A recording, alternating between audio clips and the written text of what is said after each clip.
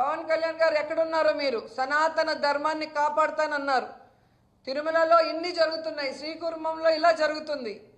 ఎందుకు మీరు నోరు మెదపటం లేదు? ఎందుకు మాట్లాడట్లేదు? జగన్ గారిని తిట్టడానికి మాత్రం పరుగులు తీసేవారే. ఇప్పుడు మీ కూటమి ప్రభుత్వంలో ఇన్ని అనర్థాలు జరుగుతుంటే ఎందుకు నోరు మెదపటం లేదు? బీజేపీ నాయకుల్ని ప్రశ్నిస్తున్నాను.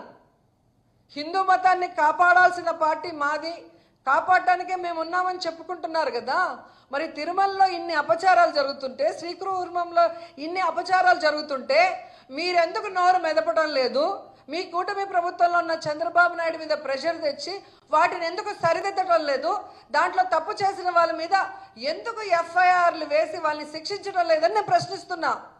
కూటమి ప్రభుత్వం అంటే చేసిన తప్పుల్ని కూడా సమర్థిస్తారా? సనాతన ధర్మాన్ని సంకనాకిస్తూ, సనాతన ధర్మాన్ని ఈరోజు భ్రష్టు పట్టిస్తూ